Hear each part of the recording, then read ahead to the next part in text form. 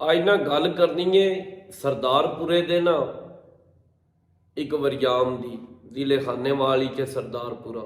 ਉੱਥੇ ਨਾ ਇੱਕ ਜਮਾਲਾ ਡੋਗਰ ਹੋਇਆ ਹੈ ਤੇ ਬੜਾ ਸ਼ੀਂ ਜਵਾਨ ਸੀ ਤੇ ਉਹਦਾ ਨਾ ਡੋਗਰ ਬਰਾਦਰੀ ਨਾਲ ਹੀ ਵੈਰ ਸੀ ਪਿੰਡ 'ਚ।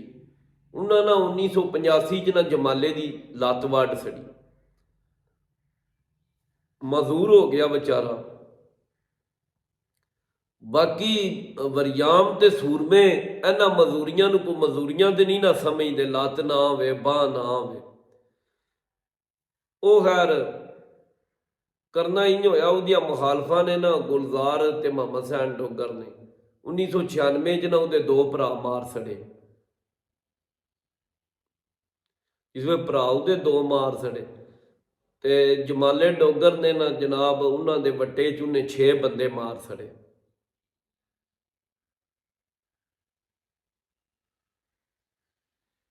ਛੇ ਬੰਦੇ ਮਾਰ ਕੇ ਤੇ ਉਹ ਫਿਰ ਜੇਲ੍ਹ 'ਚ ਟੁਰ ਗਿਆ।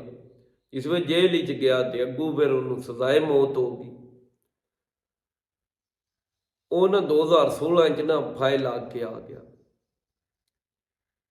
ਸਮਝ ਇੱਕ ਨਹੀਂ ਆਉਂਦੀ ਪਰ ਜਿੱਥੇ ਇੱਕ ਹੀ ਬਰਾਦਰੀ ਦੇ ਬੰਦੇ ਹੋਣ, ਥੋੜੇ ਥੋੜੇ ਆਪਣੇ ਇਖਤਲਾਫਾਤ ਤੋਂ ਇਹ ਮਾਮਲਾਤ ਦੀ ਸਹਾਤ ਤਾਈਂ ਕਿਉਂ ਜਾਂਦੇ ਨੇ ਬਾ ਇਤਨੀ ਕਤਲੋ ਗਾਰਤ ਹੋ ਜਾਂਦੀ।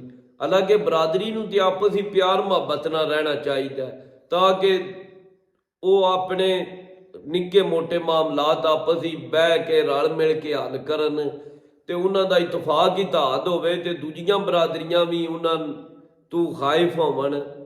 ਕਿਉਂਕਿ ਜਿਤਨੀ ਤੁਹਾਡੀ ਆਪਣੀ ਤਾਕਤ ਮਜ਼ਬੂਤ ਹੁੰਦੀ ਜਾਏਗੀ ਨਾ ਇਤਨੇ ਹੀ ਤੁਹਾਡੇ ਲੜਾਈ ਦੇ ਅਸਾਰ ਘਟਦੇ ਜਾਣਦੇ।